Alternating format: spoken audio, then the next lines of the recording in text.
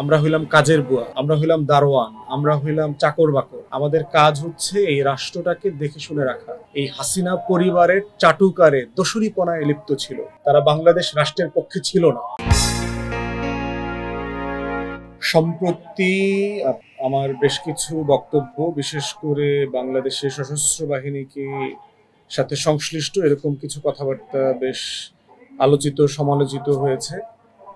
এর ভিতরে দুইটা বক্তব্য দুইটা ডিফারেন্ট সময়ের, কিন্তু একই সাথে একাকার করে দেওয়া হয়েছে। একটা বক্তব্য হচ্ছে যে আমি গত বছর গণ অভ্যুত্থানের সময়ে আপনার যেদিন হাসিনা পালিয়ে যায় 5ই আগস্টে আপনার দুপুরের পরে বিকালের দিকে এখানে একটা বক্তব্য দিয়েছিলাম, এবং সেখানে বেশ কিছু অসুন্দর শব্দ ব্যবহার করেছি, এটা সত্য, যেগুলো সাধারণত আমরা বক্তব্য ব্যবহার করি না, এবং সেটা সেনাপ্রধান সাপেক্ষে এই শব্দগুলো ব্যবহার করা হয়নি। কিন্তু আমরা দেখলাম যে সেই অসুন্দর শব্দগুলো ওই বক্তব্য ওইটা কেটে দিয়ে সেনাপ্রধানের সামনে ওগুলো এডিট করে যোগ করা হয়েছে, এবং অনলাইনে এবং টেলিভিশনে বিভিন্ন জায়গাতে দেখলাম এটা নিউজ আকারে ছড়ানো হচ্ছে যে আমি সেনাপ্রধানকে কটাক্ষ করেছি, এই ধরনের বাজে বিস্মন দিয়ে কথা বলেছি।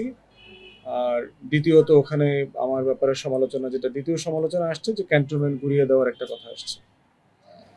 প্রথম কথা হচ্ছে 2024-এর 5ই আগস্টে বাংলাদেশে এবং ঢাকাতে কি বাস্তবতা ছিল সেটা আমাদেরকে মাথায় রাখা দরকার। যে আমরা যখন কথা বলছিলাম ঠিক সেই সময়টাতেও গণহত্যা চলছিল, যাত্রাবাড়িতে গণহত্যা চলছে, সাভারে গণহত্যা চলছে, আশুলিয়াতে, বাড্ডা রামপুরা ব্রিজে গণহত্যা চলছে, বিভিন্ন জায়গাতে ব্যাপক মারামারি চলছে।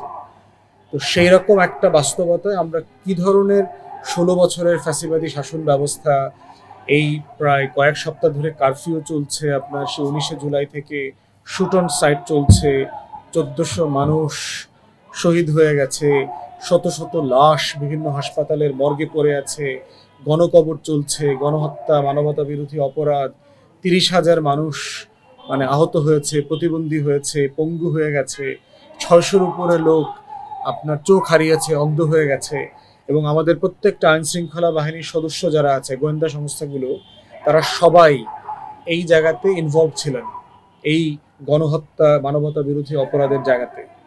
তো সেই রকম একটা জায়গাতে যুদ্ধের ভিতরে, যে এটা তো কাইন্ড অফ একটা যুদ্ধ অবস্থা ছিল বাংলাদেশে তখন, অতএব সেই দিন যে বক্তব্যটা দিয়েছি, যাদেরকে টার্গেট করে করে দিয়েছি, সরকার গঠন প্রক্রিয়ায় আমাদের অভ্যুত্থানের যে বসন্ত সেটা যেন হাইজ্যাক করা না হয়, সেগুলোকে আউট অফ কনটেক্সট নিয়ে যাওয়া হয়েছে, এবং বর্তমানের প্রেক্ষাপটে সেনাপ্রধানের আগে নামের আগে পরে ভীষণ জড়ায়ে এগুলো এডিট করে করা হচ্ছে। এটা খুব দুঃখজনক।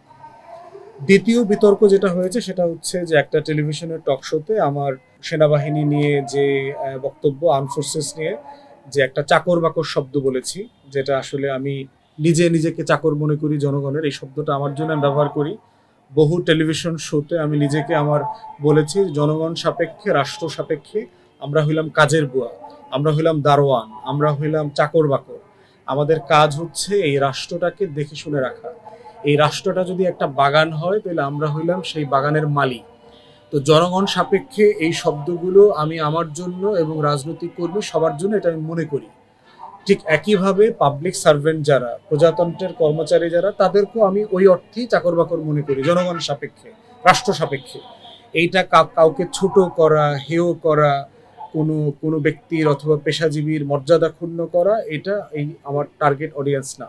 এই সব কিছু মিলিয়ে যে বিতর্ক চলছে সেটা হচ্ছে, বলার চেষ্টা করা হচ্ছে যে আমি সেনাবাহিনী এবং সশস্ত্র বাহিনীর বিপক্ষের মানুষ, একটা গ্যাঞ্জাম লাগানোর চেষ্টা করছি, একে ওকে মুখোমুখি করবার চেষ্টা করছি, সমালোচিত করবার চেষ্টা করছি।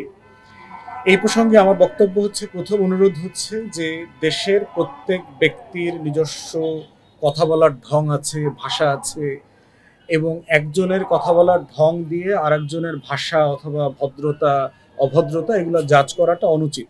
দ্বিতীয় কথা হচ্ছে যে দয়া করে আমরা যেন শব্দে আটকে না যাই, একটা পুরো বক্তব্যের মূল কথাটাতে যেন আমরা থাকি। সশস্ত্র বাহিনীর বর্তমান যারা সদস্য আছেন, অবসরপ্রাপ্ত সদস্য যারা আছেন, কর্মকর্তারা আছেন, যে দয়া করে আপনারা এই শব্দে আটকে যায়েন না, এবং আমি কোন কনটেক্সটে কথা বলছি এবং আমার রাজনৈতিক ব্যাকগ্রাউন্ড, আমার বক্তব্য, কথা বলা রাষ্ট্র সাপেক্ষে, জনগণ সাপেক্ষে, এর পুরোটাকে একসাথে করে দেখবেন, মানে আলাদা করে দেখবেন না আর কি। তৃতীয় কথা হচ্ছে যে আমরা আমাদের নতুন রাজনীতির জায়গা থেকে যে কথাটা বারবার বলছি সেটা হচ্ছে যে আমরা একটা নতুন বাংলাদেশ চাই। সেটা কি? বাংলাদেশ দুইটা আসলে কি? বাংলাদেশ দুইটা মানে হচ্ছে যে এই রাষ্ট্র, এই রাষ্ট্রের প্রত্যেকটা প্রতিষ্ঠান জনগণ সাপেক্ষে, জনগণের পক্ষের হবে, জনগণের জন্য হবে, জনগণের সেবায় নিয়োজিত হবে। কিন্তু দুঃখজনকভাবে আমরা দেখেছি গত 17-18 বছর বাংলাদেশের যত রাষ্ট্রীয় প্রতিষ্ঠান আছে সেগুলো একটা দলের, এই হাসিনা পরিবারের চাটুকারে দোসরিপনায় লিপ্ত ছিল। তারা বাংলাদেশ রাষ্ট্রের পক্ষে ছিল না। বাংলাদেশের, সেটা আপনি আমলাতন্ত্র বলেন, বাংলাদেশের পুলিশ বলেন, র্যাব বলেন, বিজিবি বলেন, সশস্ত্র বাহিনী বলেন, বাংলাদেশের টোটাল স্টেট রাষ্ট্রের যে মেশিনারি আছে, এই সব মেশিনারিটা বাংলাদেশের স্বাধীনতার পক্ষে ছিল না, বাংলাদেশের সার্বভৌমত্বের পক্ষে ছিল না, জাতীয় স্বার্থ আত্মমর্যাদার পক্ষে ছিল না, গণতন্ত্রের পক্ষে ছিল না। অতএব সেই জায়গা থেকে আমি বিভিন্ন সময় রাষ্ট্রের বিভিন্ন প্রতিষ্ঠানকে সংস্কারের জন্য আমি আলাপ তুলি, তর্ক তুলি। এবং একটা রাষ্ট্রকে যদি রাষ্ট্র বানাতে হয়, যে রাষ্ট্রটা আমার এখনো হয় নাই, আমি 47-এ একটা দেশ বানাইলাম, 71-এ একটা বানাইলাম, কিন্তু তারপরে আমাকে মারামারি করতে হয়, আমাকে রক্ত দিতে হয়, আমাকে গণ অভ্যুত্থান করতে হয়, বারবার লড়াই করে রাজপথে ফিরে আসতে হয়। এর মানে হচ্ছে আমার স্বপ্নের যে রাষ্ট্রটা, এই রাষ্ট্রটা আমরা বানাইতে পারছি না। এবং না পারার পিছনে রাজনীতিবিদদের যেমন দায় আছে, দোষ আছে, বিভিন্ন রাজ পরিবারের যেভাবে দোষ আছে, দায় আছে, ঠিক তেমনি ভাবে রাষ্ট্রের বিভিন্ন প্রতিষ্ঠানের দায় আছে, আইন শৃঙ্খলা বাহিনীর দায় আছে, আমাদের সামরিক বেসামরিক যে আমলাতন্ত্র আছে তাদের দায় আছে। অতএব যদি কেউ নাগরিক হয়, এই রাষ্ট্রটাকে যদি আমরা 20 কোটি মানুষের বানাইতে চাই, তাহলে সেক্ষেত্রে প্রত্যেকটা প্রতিষ্ঠানের সংস্কারের আলাপ তুলতে হবে। প্রত্যেকটা প্রতিষ্ঠানকে বাংলাদেশ দুইয়ের জন্য দায় ও দরদের যে রাজনীতি, এই রাজনীতির পক্ষের প্রতিষ্ঠান বানাইতে হবে। এবং সেটা আমরা কিভাবে বানাবো?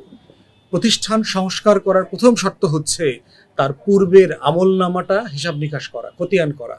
তার পূর্বের যত ভালো কাজ সেগুলোকে যেমন অ্যাকনলেজ করতে হবে, পূর্বের যত খারাপ কাজ আছে, সমালোচিত কাজ আছে, সেগুলোকে আইডেন্টিফাই করতে হবে। আইডেন্টিফাই করে সেই কাজগুলোকে অ্যাড্রেস করতে হবে।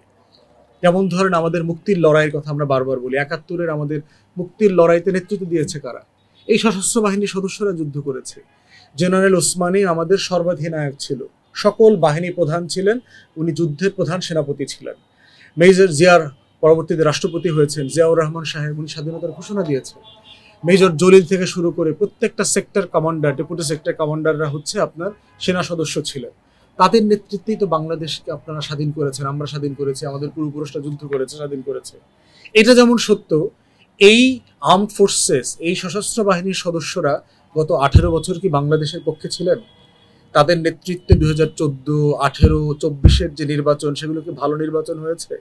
তারা কি বাংলাদেশ থেকে হাজার হাজার কোটি টাকা লুটপাট করেন নাই? তাদের কিছু সদস্যরা কি গুম, খুন, র্যাবে, বিজিবিতে মানুষকে হেনস্থা করা সবকিছু করেন নাই? ডিজিএফআই, এনএসআই থেকে শুরু করে গোয়েন্দা সংস্থাগুলো কি আমাদের বিপক্ষে দাঁড়ায় নাই? আমাদের জীবনকে তটস্থ করে রাখে নাই? রেখেছে তো। তাহলে আপনার গোয়েন্দা সংস্থা তো লাগবে এই রাষ্ট্রে। পৃথিবীর সব দেশে আমাদের গোয়েন্দা সংস্থা আছে, কিন্তু গোয়েন্দা সংস্থাগুলো আমেরিকাতে, ব্রিটেনে কি করে? তার নাগরিকদেরকে তটস্থ করে রাখে, গণতন্ত্রকে বাধাগ্রস্ত করে, ভোট নির্বাচনকে বাধাগ্রস্ত করে? করে না তো। তাহলে আমরা যেটা চাচ্ছি যে বাংলাদেশ দুই অথবা নতুন সংস্কারকে সামনে রেখে যে গণ অভ্যুত্থান হয়েছে, সেই গণ অভ্যুত্থানকে সামনে রেখে আমার রাষ্ট্রের সশস্ত্র বাহিনী, গোয়েন্দা সংস্থাগুলো, আইন শৃঙ্খলা বাহিনীকে রিঅর্গানাইজ করতে হবে, সংস্কার করতে হবে, তাকে রাষ্ট্রের পক্ষের শক্তি বানাতে হবে।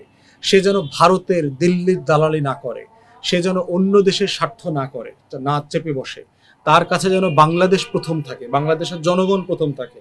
এবং সেই জায়গাতেই আমরা বারবার যেভাবে দুর্নীতিবাজ, করাপ্ট অফিসারদের কথা বলেছি, ঠিক তেমনি মুসলিম অফিসারদের জন্য তো আমি কথা বলেছি। আমরা প্রধান উপদেষ্টার সাথে যখন দেখা হয়েছে, আমরা বলেছি পিলখানায় 57 জন যে অফিসার শহীদ হয়েছে, পিলখানা গণহত্যার ব্যাপারে নতুন করে তদন্ত কমিশন করতে হবে। আমরা প্রধান উপদেষ্টাকে বলেছি, বারবার পাবলিক মিটিংয়ে বলেছি, গত 16 বছর যেই সকল কর্মকর্তাকে বিভিন্ন বাহিনী থেকে মজলুম করে, বঞ্চিত করে, দলীয় রাজনৈতিক দলের পরিচয় ট্যাগ দিয়ে জঙ্গি বানিয়ে বরখাস্ত করা হয়েছে, কেরিয়ার শেষ করে দেওয়া হয়েছে, সকল সুযোগ সুবিধা থেকে বঞ্চিত করা হয়েছে, জওয়ানকে, সিপাহীকে, আমি তো তাদের পক্ষে কথা বলেছি, তাদের জন্য বিভিন্ন ফোরামে গিয়ে কথা বলেছি, তাদের অধিকারের জন্য, মুসলিমদের জন্য। ঠিক একইভাবে গণ অভ্যুত্থানে এই যে জুনিয়র অফিসার যারা গণ অভ্যুত্থানের পক্ষে যারা অস্বীকার করেছেন যে তারা দরবারে গিয়ে আমরা আমাদের দেশের মানুষের বুকে গুলি চালাতে পারবো না, এই কথা বলার সোলজারও তো এখানে শত শত ছিলেন, অতএব তাদের পক্ষেও তো আমরা আছি।